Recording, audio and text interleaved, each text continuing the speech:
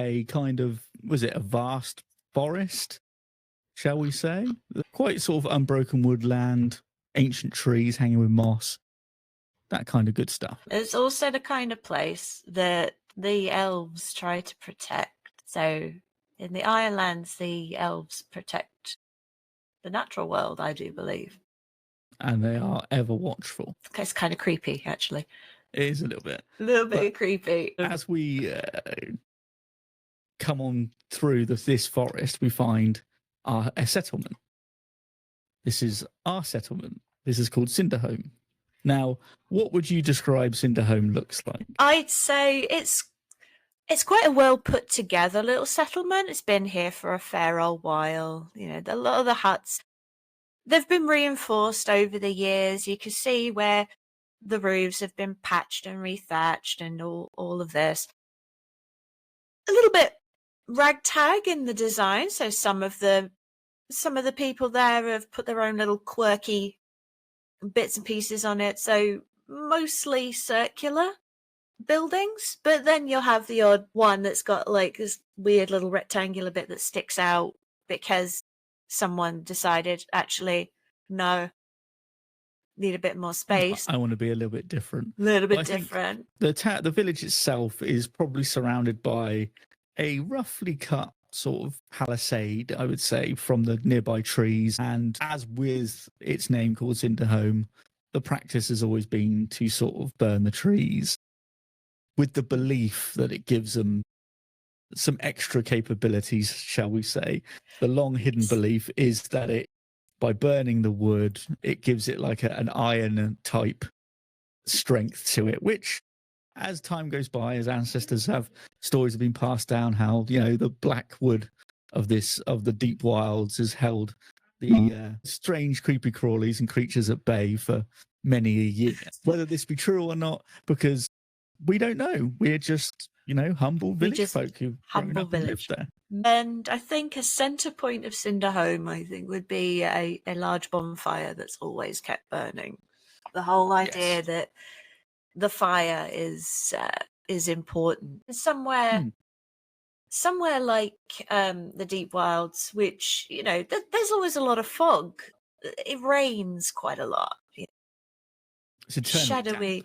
It's very damp. So you need something that central bonfire is there to act as sort of like a beacon to guide people back home, but it's also there to provide warmth and comfort and hope in sort of like a dark place. And it started with like the burning out of the forest, so burning bits of it down and then rebuilding from that burnt forest.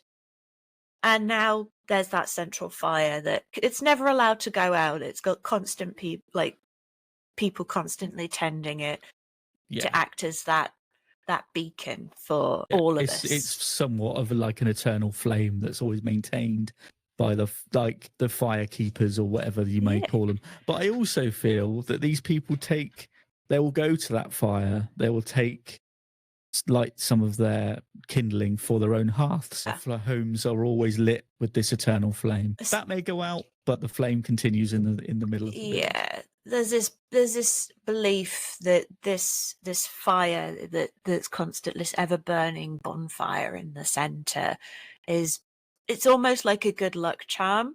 It's like those old stories you get like Yule logs and things. Like you're supposed to light them from a central bonfire, from like a communal bonfire, and that fire rekindles your hearth for the coming year. And it's about purification and renewal and light and things like that. So it's a symbolic thing to light your hearth and all your fires from the bonfire in the middle. And it's become quite famous.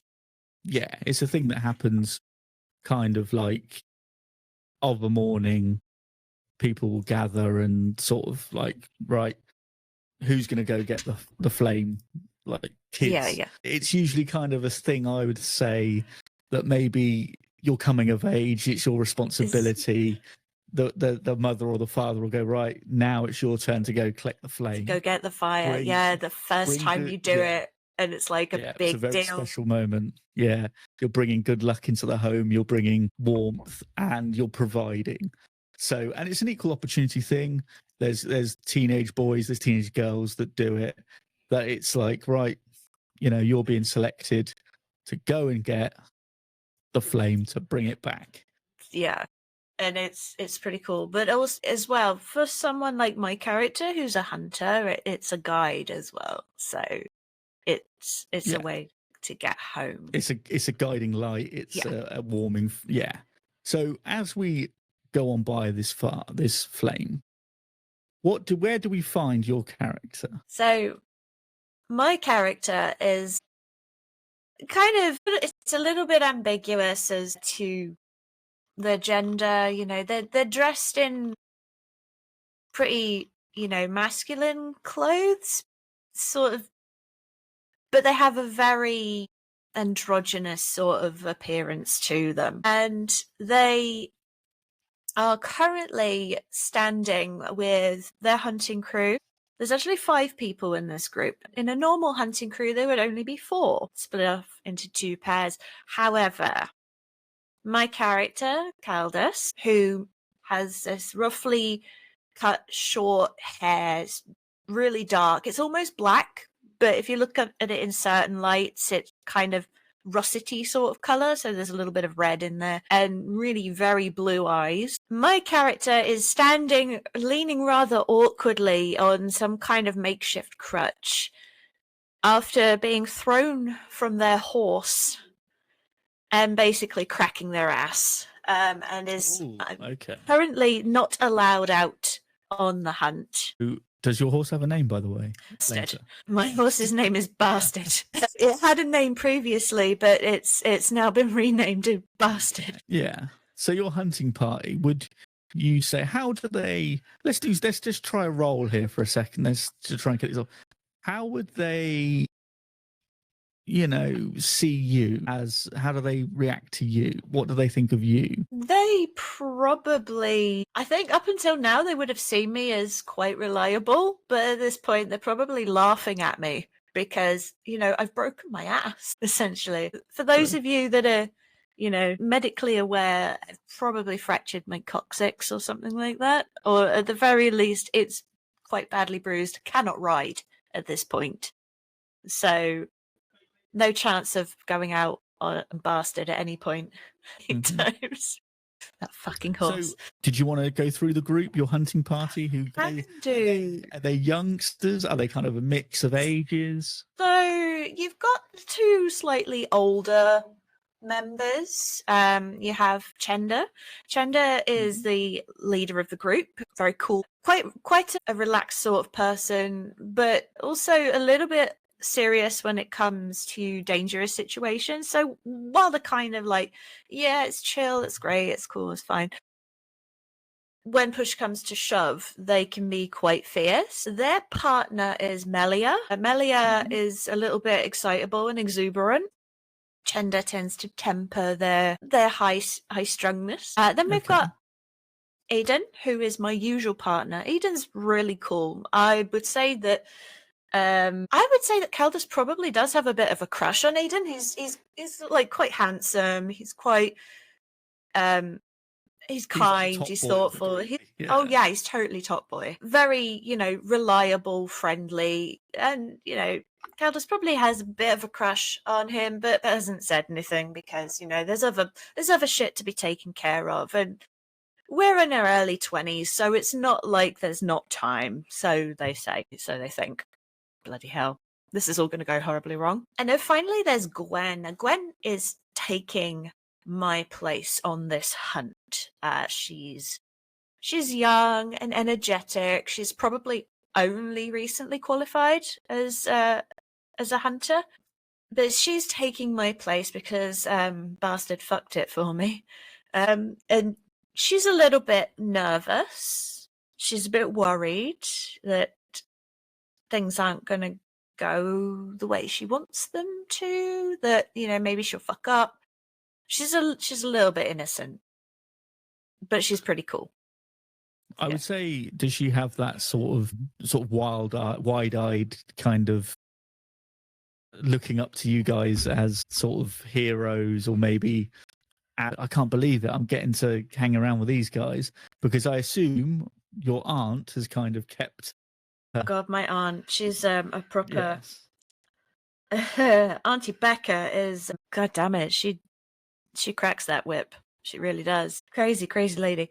But though she would have pushed really hard, she expects nothing but the best, you know. She's a slave driver, I think, is the way that I would describe her. She's very well respected.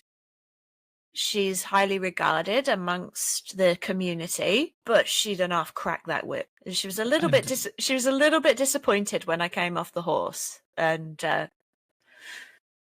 now she's just like, nope, your job now is to get better, and then go out and show me that you're not just a clumsy idiot. So kind of thing.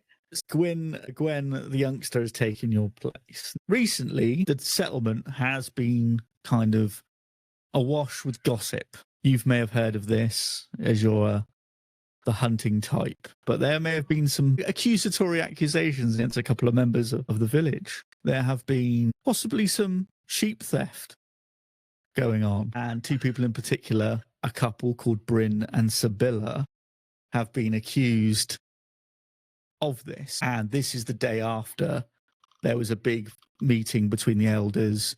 Your aunt went along as one of the more seasoned people, and it was decided that they were to be cast out of the village for their theft, because resources in this sort of area are finite, and that sort of thing, specifically sheep rustling, are frowned upon. Yeah, I think I'd frown upon that somehow. This was a farmer called Eli was the person that was accused them of, and there was some evidence, and now they've been cast aside. But it's kind of, I would say, it has affected Gwen ever so slightly, because this was her uncle, Bryn, and Sibylla, aunt and uncle. So there is a little bit of sadness in her face, but also there's a little bit of maybe, what shall we say? Are the rest kind of looking as you're the injured party? You're watching this unfold. This is the day after, we'll say. Do you feel that these people, your comrades, are kind of looking at Gwen slightly different, seeing as her uncle's just been accused, her uncle and aunt have been accused of theft? I think are they saying, like, are you kind of from that kind? Are you similar to these people? Because it was all very shocked and all. I would say that they're probably being cautious. If I know them, they would be cautious about it. They wouldn't necessarily be overtly mean or rude, but they would definitely be keeping an eye and maybe give that extra layer of caution. The whole reason that not going out just as a pair, but as the full four, so that there's always someone to keep an eye on her, kind of thing. Because as is the custom of this village, they were given some supplies and just told to leave, and, you know, should they ever return, who knows what may happen. A very rough sort of exiling for theft, as this sort of stuff is frowned upon in this sort of village. What else are we saying that's happening so far? Well, we're seeing them off, so they're going out on some kind of hunt. This would be like a regular thing. This would be something that, you know, happens every, like, it would happen at regular intervals. So this is the kind of thing that, you know, they're used to it. It's routine.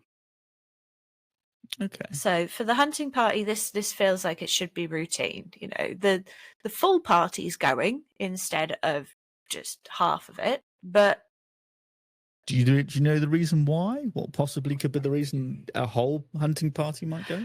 So there's a few reasons a whole hunting party might go. So one is that they're going to hunt a particular beast that has been causing issues. So if word comes in of, there's a very large wolf pack, or there's a pissy mastodon over there. I would say, I would say the wolf pack thing would probably be most likely, with one of the other villagers coming to your aunt, and, you know, you would be there as well, and saying, look, there's been a lot of wolves sighted recently.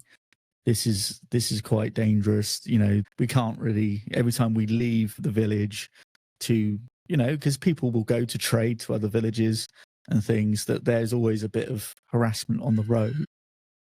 And your aunt's kind of been tasked with like, now's the time to strike out and sort it out. Yeah. And obviously for you, how does your character feel about this? How does your character feel that they're missing out on this, as there's been a wolf pack of about maybe 6 to 7? I'm gutted. But yeah, I'm gutted. Like, that's why the frigging horse got renamed, Bastard. I'm gutted that he threw me. And it's like, why did he have to?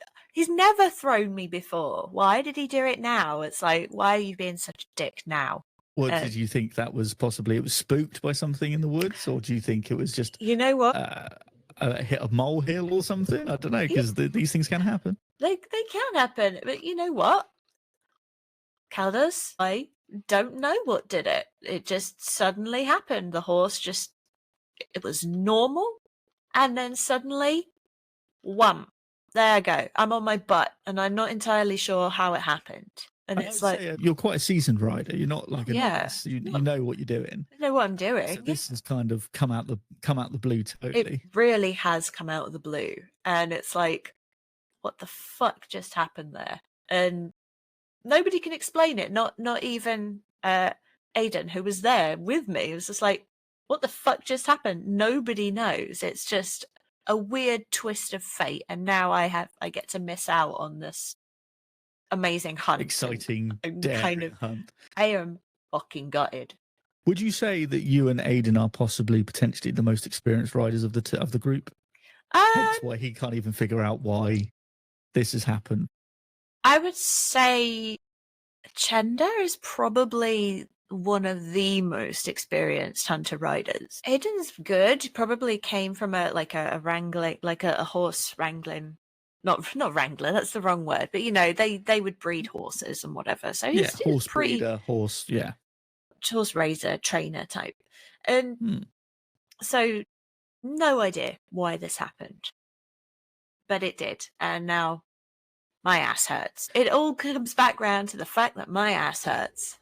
And that bastard threw me. So as they prepare themselves and as they're going to go out into the wild, what's your character's thoughts as you start to wave them off as they're going to leave this morning? As I'm waving them off and leaving, I am a bit gutted. I'm really that they're going off on without me. But I'm going to take the opportunity to go around, chat with a few people, maybe see if there's anything I can do to help out, do a couple of little things, try and find something to fill the time, because they could be gone for the day, they could be gone for hours. They could be gone for a day, hours, Depends how far they're tracking these wolves and what's happening. Tell you what, I do want to go around and try and get a little bit more information, because I wasn't technically allowed out on this hunt. I didn't get all the details, so I might try and go and find out more details about this wolf pack, just for my own curiosity, really. Because I kind of want to know, see if anybody heard anything, maybe go and have a chat with my aunt and say, so what's actually going on, and see if now that they've actually gone and I can't interfere and be annoying about it. So I would say that you find her in the longhouse, the big sort of central people go to for, where the elders gather and all that sort of stuff. And she's talking to someone called Thamon, who's like an elder of the village. And I would say that she's basically getting the information as you enter from him, because he's heard from various others in the village that there seems to be more wolven activity, whether they're being driven from somewhere or they've got a taste for, and even the more skeptical people are saying, well, maybe they've got a taste for blood, for bit of human flesh, as it were. Maybe a couple of people, and even some of the worst people in the village have said, oh, maybe Bryn and Sibylla, since they've left, maybe they've got and maybe they've got. That's horrible. So and maybe that sort of thing. Let's do something here. Let's try a dice roll because Sure. this is interesting. Would And you call obviously, this a move you're going to go for? this would be a move. What I'm trying to do is an adventure move, which is gather information. So search an area, ask questions, conduct an investigation, or follow a track. I then roll and add my wits. Now, my wits is a +2, so that's okay. It's not my best, but it's pretty good. So what I have to do, this is mainly just so that get used to it while we're rolling in the prologue. So what I have to do, I have to roll my challenge dice, which is the d10s. So you get 2 d10s. You roll the challenge dice. Well, it's not great. One of them's quite high and one of them's quite low. So I've got a 2 and an 8. I then roll my d6. And with my +2, I have to exceed those numbers to get a hit. So I'm just going to take my little glovey thing off because I keep dropping the dice down my sleeve and it disappears inside my glove. And I lost it. So we'll roll this. Let's listen to that. Oh, that's good, actually. That's pretty good. That's a 5. So plus my wits, which is 2. So that gives me a total of 7. That's not enough to beat the 8, but it is enough to beat the 2. Yeah, that's would gutting. that be, what kind of hit would that be? Is that a weak hit? That is a weak hit. So on a weak hit, the information complicates your quest or introduces a new danger. So envision what you discover, ask the oracle if unsure, and take +1 momentum. So I think in this case, the information would introduce a new danger that's going to come into play when we get to the main body of our quest. So the wolf pack themselves, that's going to be a danger that we could potentially face if we step outside of the village. It's a large wolf pack, so it's bigger than most of the others. So it's going to be pretty awkward to deal with. And it's also going to cause problems because once you step outside of the safety of the village, wolf packs tend to, they'll go looking specifically for the weak and the vulnerable. So it's highly possible that small groups could fall prey to these wolf packs. So I would say this wolf pack has been moving closer and closer to our part of the world. So they have been moving across the wilds and have now taken up residence nearby. So they actually seem to be centralized very close to where we are, and they have moved across and down from where they were before and have resettled. Whether they'll move on or not, that's who knows. It's hard to say. Yeah, I mean they've moving closer to where there's livestock, there's more people around, there's people on the road. It's becoming a bit more enticing for these pack of wolves, and the fact that there's about 7 or 8, which people don't quite understand how a wolf pack this large has moved so swiftly and so quietly without being noticed. Something about the forest near us seems to be luring them or drawing them. It's something.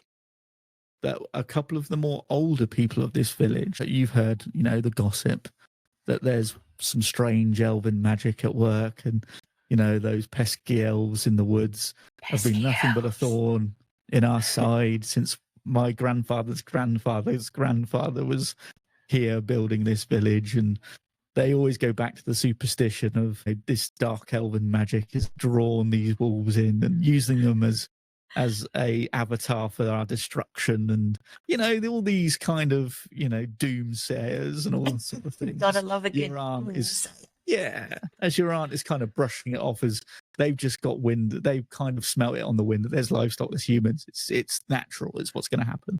Wherever they were, there's probably not enough food left, and that's why they've been drawn in. It's very simple. She's very sort of like, it's quite, it is what it is. Yeah. So that was a sample of a roll there. Love that. That was good. So how about, while I'm going around to sort of getting a little bit of information about what's going on out there, we'll sort of draw back out of the building and sweep past the roaring fire smoothly glide over to a blacksmith, I Ooh. believe.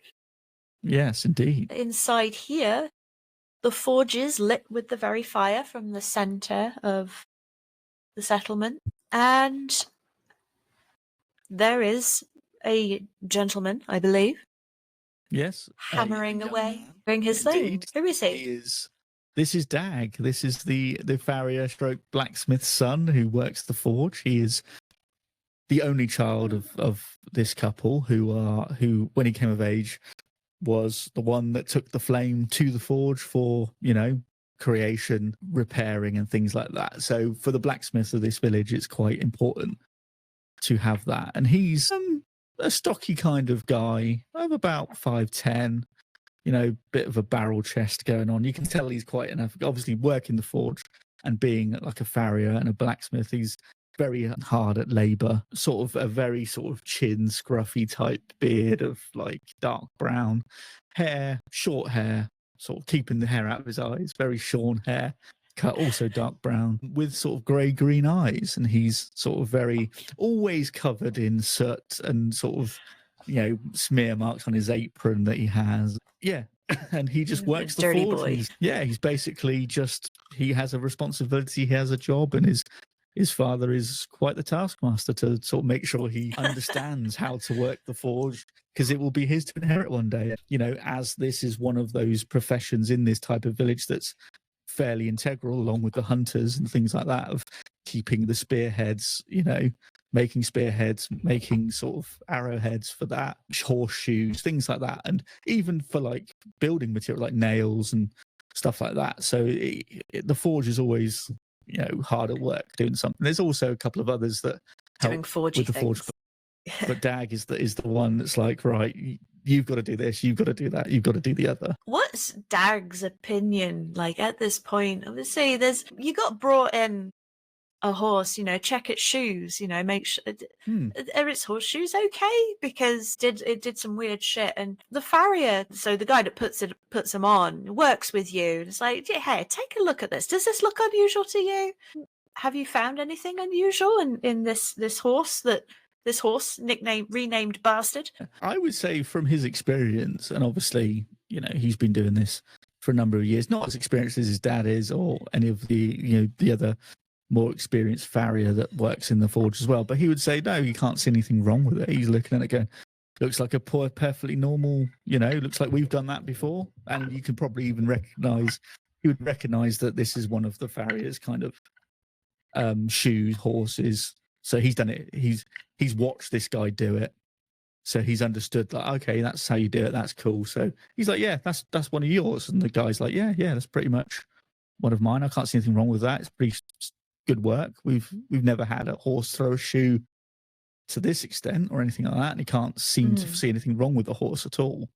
So they're kind of chalking that up to possibly maybe just a freak accident. Well, that's nice for Bastard, not so nice for me, really, is it? Well, as Dag is like a lover of animals as well, he's like, hey, it possibly can't be the horse. It's probably a fault with the rider. Yeah, it's the rider. The rider did it. So what are you currently doing? Your family has this thing that they're working on. So what sort of things would you be doing to practice for that particular goal that you have? I think he spends his time with sort of like a bit of parchment and a bit of charcoal that he can find, and he's sketching out designs for this. He's trying to think of this, what would look cool and also what would be effective. He's looking at things like, right, that probably is going to be too unwieldy, but if I do this, that makes it a bit more sleeker in its design and probably easy to handle and not so fantastical as his imagination might run wild with him. It's just it's going crazy. This and this, and let's do this and make it do this, and then he's like, no, that's not practical, and we can't even possibly create that. I can't even. How does that even work? Yeah, how would I even put that together?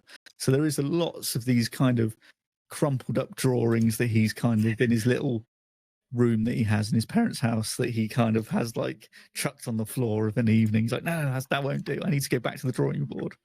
frantically drawing these designs. Drawing more things all the Mhm. time.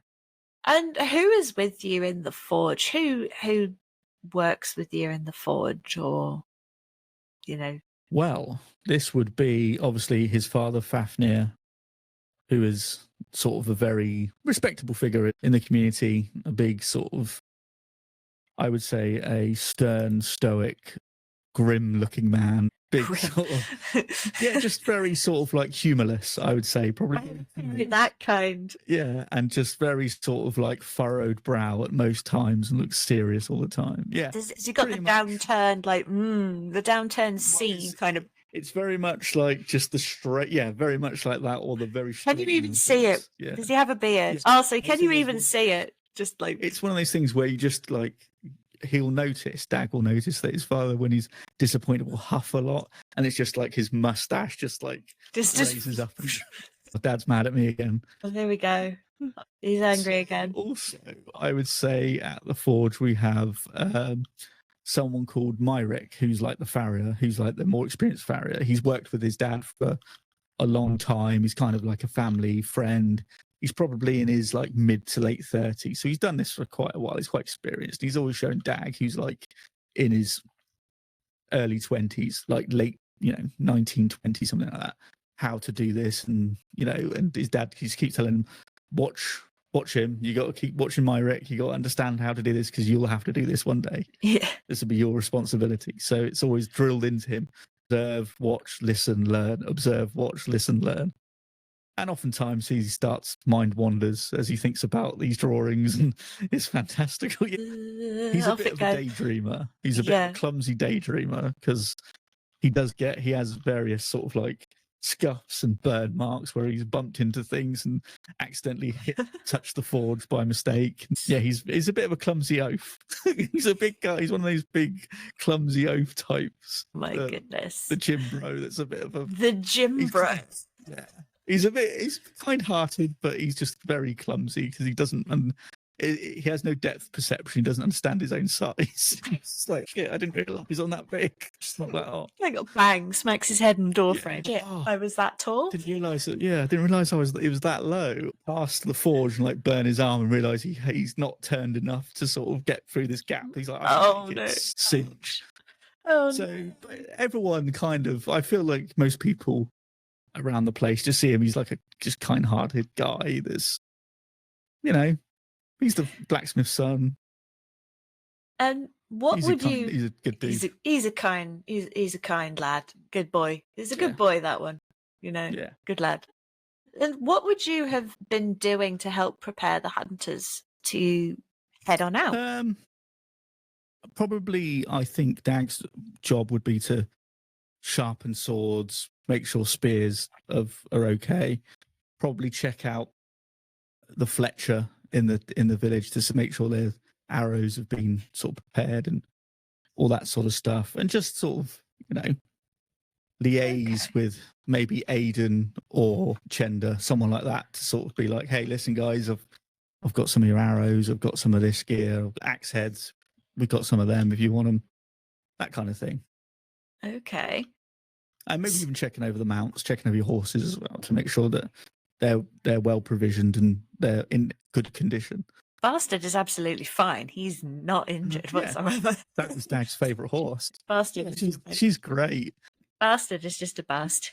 Yeah, she's a great horse. I don't know what all the fuss is about. My goodness, it's I can feel there's going to be a little bit of there's going to be some swearing at each other during this. I feel that this is going to be interesting. Okay. Now, why don't we sort of we'll sashay on, shall we? So we've sent the hunters on their way. They're doing the hunter things.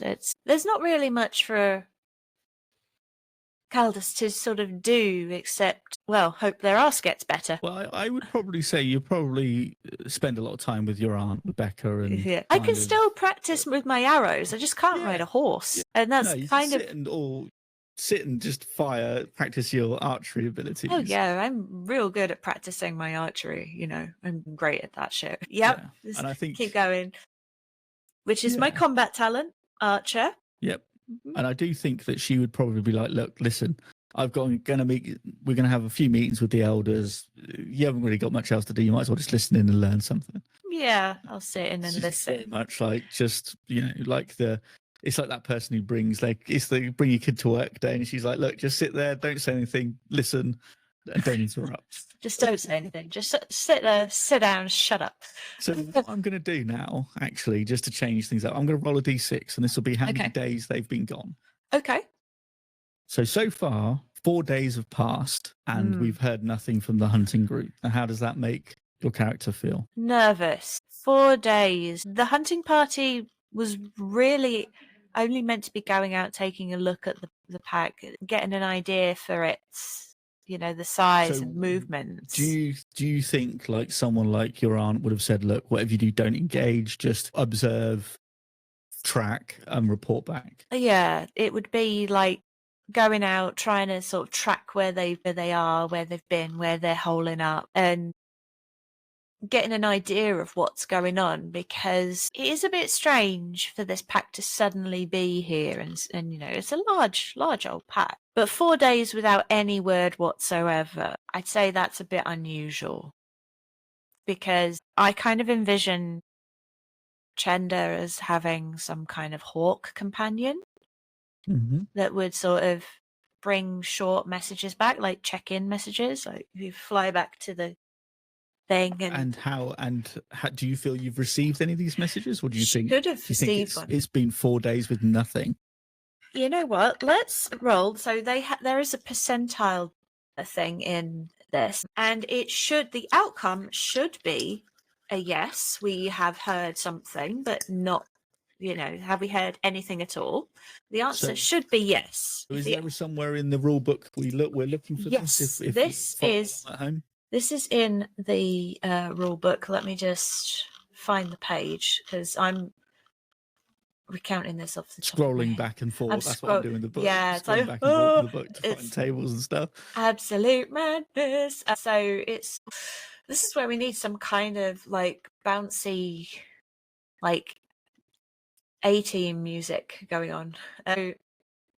Okay, so you can ask the Oracle a yes or no question. So on page 107, ask the Oracle. When you seek to resolve questions, discover details in the world, determine how other characters respond, or trigger encounters or events, you may draw a conclusion. So decide the answer based on the most interesting or obvious result. Ask a yes-no question. So decide the odds of a yes and roll on the table to check the answer. Pick 2. So envision 2 options. Rate 1 as likely, roll on the table to see if it's true. If not, it's the other. Or spark an idea, which is brainstorm or use a random prompt. So that would be where the Oracle tables come in. Okay, so what are you going to go for then? I'm going to say that in these situations, they're supposed to check in every 2 days or so. So it's been 4 days, so we should have heard from them at least once. So likely 26 or greater is yes. The answer is yes if I roll a 26 or greater. Okay. I rolled a 3. Wow. So no, we have not. Wow. Nothing. I rolled a fucking 3. That's wow. I rolled a fucking 3 on a D100. Guys, my D100s. Give them a round of applause. They've just made this even more interesting. No, we have not heard from them. We should have heard from them at least twice by now and have not. So nothing has come in. So this is where I would say maybe you're quietly concerned, or are you vocally concerned? Oh, I'm vocally concerned. I'm going to be obnoxious about it. Okay. I'm going to be pressing on my aunt, why haven't we heard back yet? They're supposed to, Chenda doesn't do this. This isn't like them. They never do this. This isn't right. Something's happened. Something's gone wrong. Okay. So I would say that she's, what would she say? Is she going to be very sort of like internalizing this and be like, I'm sure everything's fine. Yeah, try not to play the cards close to her chest. I think she's probably, right. She said it could be anything, the weather has been a bit weird lately. Maybe the hawk hasn't been able to fly in the fog. Maybe she'll be trying to come up with all these answers, like what happened, like who's things that could have happened. Maybe the hawk has been injured, which is possible if the hawk has, if they did get into a little bit of a scuffle and the hawk got injured, maybe that's why they haven't checked in. Or it could be that she should be trying to come up with these answers as to what's going on. By this point, people are starting to get a bit concerned. Okay. So I'm assuming you are chomping at the bit to try and go and Yeah, I want to go find happening. them. Yeah. I want to go find them. Given your condition. Given that I'm almost healed, okay. I you know what? I wouldn't be able to ride, but I could definitely go out on foot. I could go out on foot. I'll go on foot, yeah. And I'm basically like, no, send me out on foot. I don't care. I'm great at wilderness. You know, Yeah. fuck that horse. I'm gonna go. I think your aunt would probably be quite restricted. Just no, definitely not. No. A, you're not going on your own, and B, you're not going on foot, because then you just be an easy target. Yeah. So, okay, what we'll do here then is if you give me another D6, I'll just roll a D6 for me. That's a 2. That's a 2.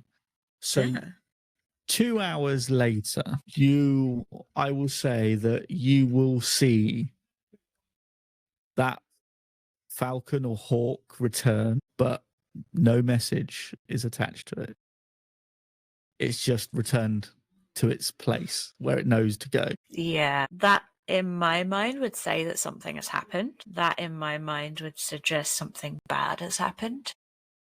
Okay. Because Chenda and that fucking bird are thick as thieves. Don't, They're not apart for long. The bird wouldn't return without a message unless something bad had happened. So now I'm getting concerned, very concerned. I would probably start, getting my supplies together. Like, I want to go out. I'm going to go and find him. Fuck that horse. I'm going to go on foot and try and find him.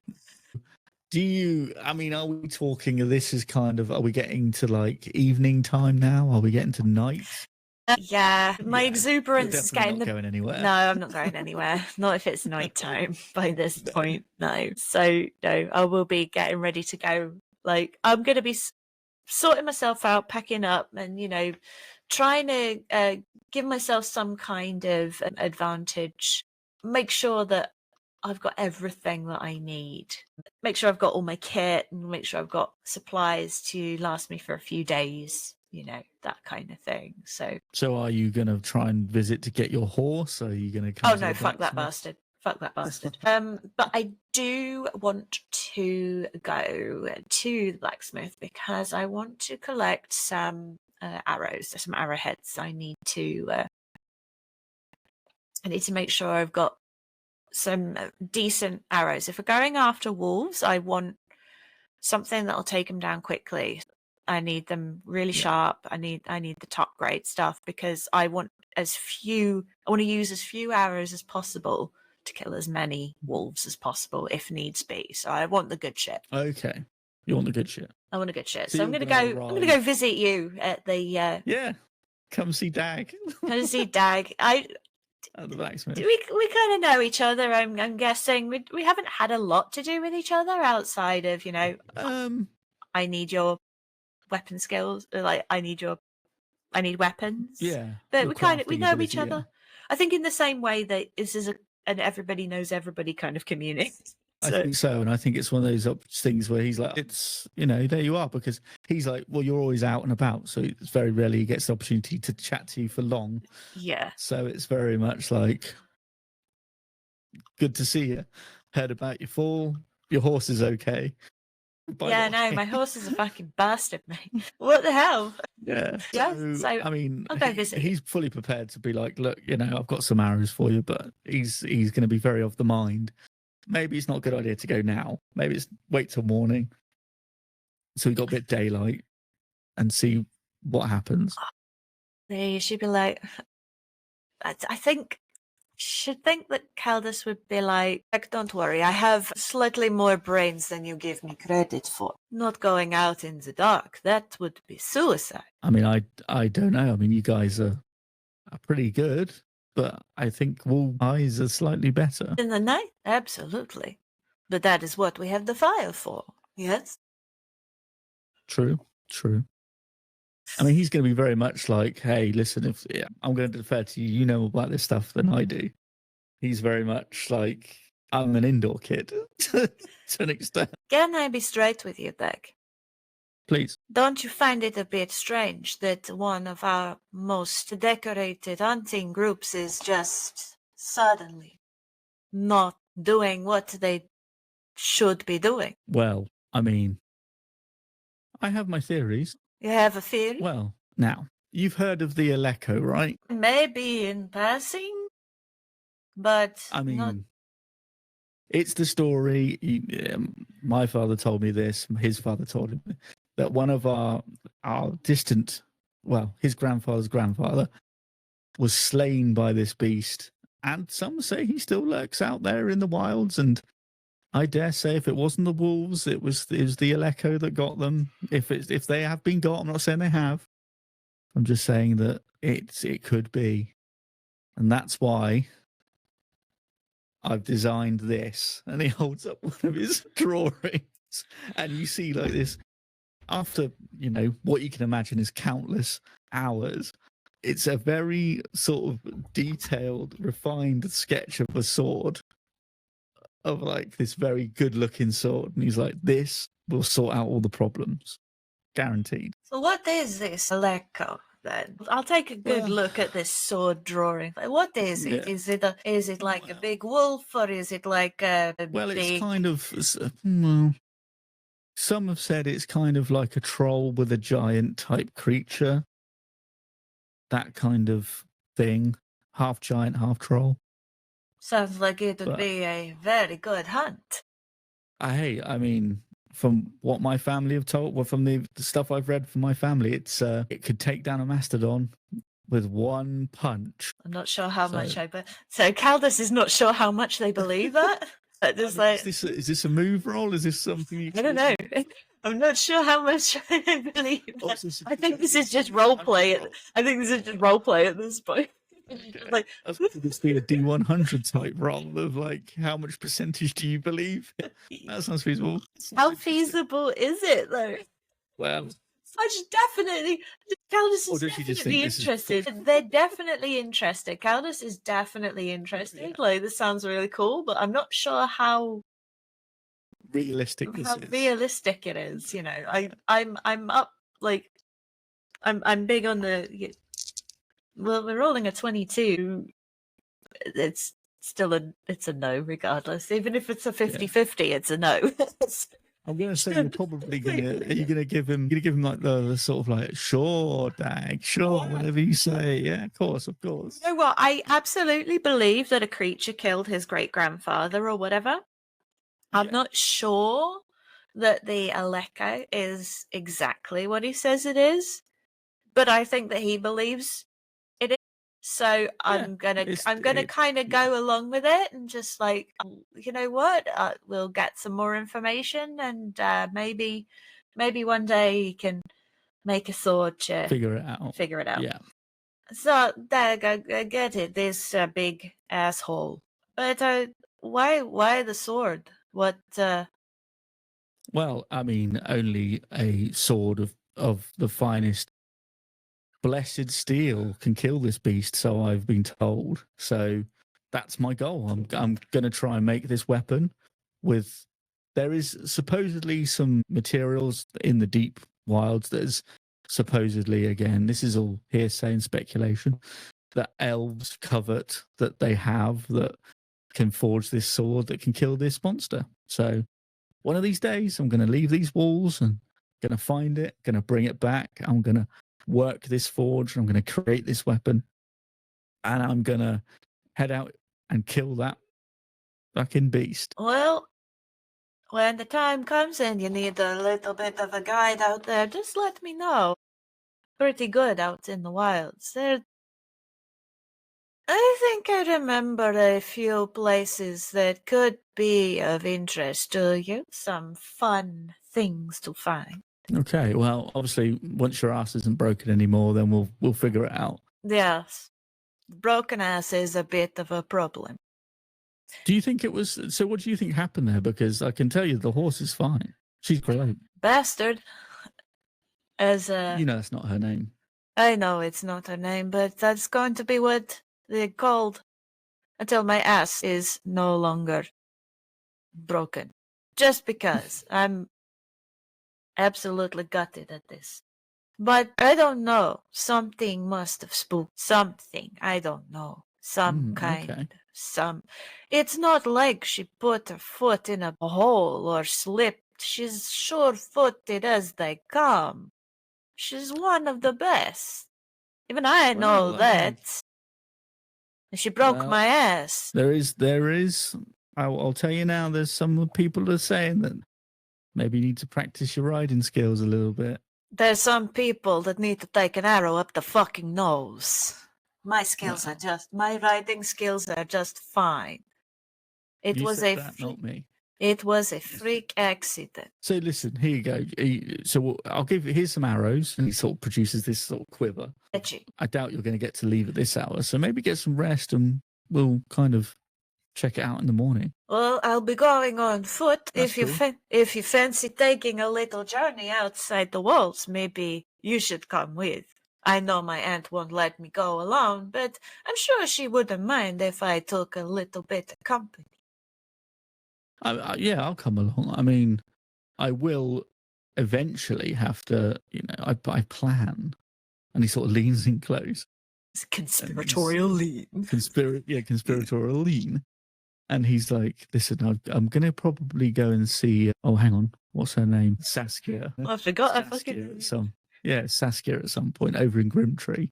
And I've got to take some supplies over there at some point for their guys.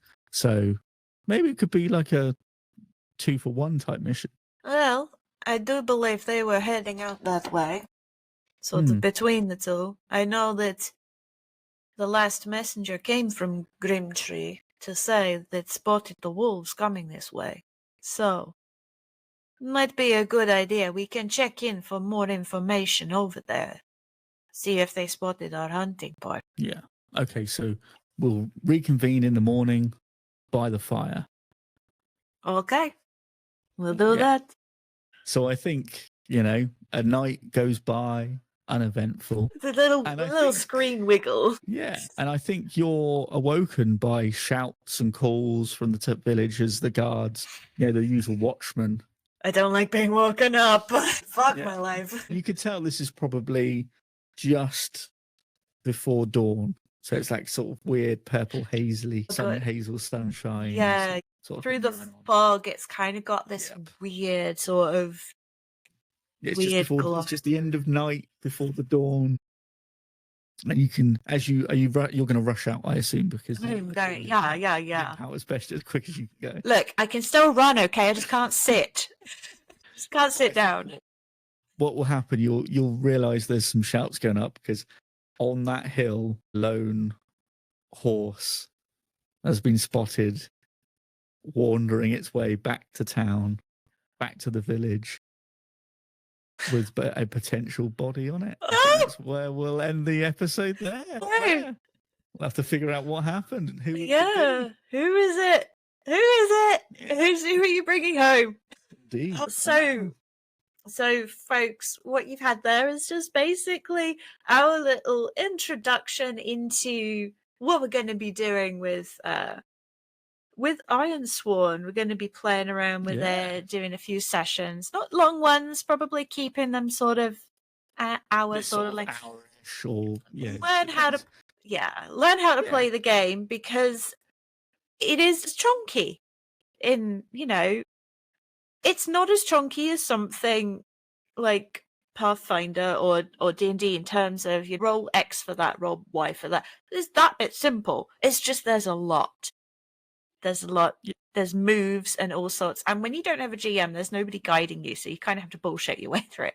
So, but I think we did quite well. We were sort of back and forth with the narrative. I think we've developed the world a bit more as well. So we've got an idea now what Cinderhome is like, and we kind of know now the kind of things that we've learned what you in particular are wanting to do. we've learned that your goal, you have a big Yes. goal. So we know This what your big mysterious goal legendary is. creature. Yeah, so we know what Yes. your big goal is. And we also know that Caldus is like, okay, I'll roll with it because it sounds like it could be a fun hunt. I mean, yeah, I think she was just very into like, listen, what am I going to get my name out there? It's a big thing. Sorry. Not is she, they were there. I've made that mistake a couple of times because I've just gotten so used to playing female characters. I used to play exclusively male, and now I play female because it's easier to do voices. It's easy to do voices for female because female. So Yes, funny that kind of the distribution of assets kind of works in my favor then. But I think what we might have to do then is do like a little breakdown of how we felt this went, how we thought, and what we thought. Maybe see how we go. See if we can figure it out. See if we can figure it out going forward. See what we come. See what happens. Because we'll dip into this every now and then. You know, maybe I'm going to read the book again because go back through it. There was still a lot of flicking that I had to do. So that's a me thing. I have read the book, but I don't think it all went in. I think it's been one of those. Just I've been doing lots of like world building stuff, so it's all kind of got jumbled together, and I'm a bit confused at life at the minute. I don't know what's going on. But I think to begin with, I just happened to roll a couple of D100s and just pick some events and things that kind of like the sheep stealing thing was just like there was something happened in the village. It was like betrayal in the village, and I was like, it's likely it's going to be one of these sorts of things, theft or accusatory things going on. But we hope you've enjoyed it because it was quite fun. Yeah, I enjoyed that. I will say I do like that there is a yes/no thing for the Ask the Oracle. So like the fact that I got such a low roll, oh my god, that was like if that had been any lower. Yeah, but I think that bad. helps though, because then you're like, okay, now I've said no. That means then the question I asked, which was the hawk or the falcon or whatever it was. Has the hawk been back at all? Yeah, has the hawk been back at all? No, it hadn't. No, not in the past 4 days, which is unusual. It should come back every 2 days or so. So, and then when it did come back after a few hours, it was no message on it. No message. It just flew back to where it knew it had to go, which is very ominous. Yeah, very ominous. Very ominous indeed. But yes, we're going to end the episode there. We hope you've enjoyed it. We'll be bringing you more Ironsworn as our little bonus episodes when we can, when the schedule fits. When it fits. Enjoy it. Let us know. Give us some feedback on it. If you've played Ironsworn, give us some tips. Let us know how to play it properly. Yeah, tell us how to play it. Tell us how to play it properly, because I got no fucking clue. I'm just guessing here, guys. I'm guessing. I don't know. I think it's fun. I think it's good. I think you're gonna. I like the narrative story. Yeah, I like the kind of the way that it's not. I don't feel pressured in the same way that I did with Urban Shadows, but I think that's because this is a slightly different way of doing it, because this is I can bounce something at you and then you bounce it back at me, and then it bounces like that, whereas with Urban Shadows it was you make these decisions, it's all up to you. Make this decision now. Who is this person, what are they doing? And there was no back and forth. It was a lot of pressure. Like, right, I've laid this out, build on it, and then once you've done it, it comes back to me and I'll add something back to you, or you'll add something. And it's I like the collaborativeness of it. That's quite fun. The bouncing is fun. Okay. The little across the visuals. We're back to our normal schedule coming soon. We're talking about enemy stats, shaking up your enemy stats. So listen to that episode on the usual places you find your podcasts. Yes, indeed. And check us out on the socials. We are now on the Blue Sky, so come find us on the little blue butterfly app now. On the Blue Sky. On the Blue Skies. Yes, go find us there. To key at podcast.bsky.social. And you can also find us on the YouTube, where Mr. Shivington third of his name, I don't know, whatever number you are, Shivington the 27th, I don't know, has been very busy kind of revamping some of our previous podcasts and putting them up on the tube for you so that you can watch. Not that there's anything to see, but you can read the it's up there. It's got a nice background and some It's got captions on it. There's some background and some captions. Yeah. Enjoy it. Regardless, we're up on the tube. You can play the tube. You can play us on the tube.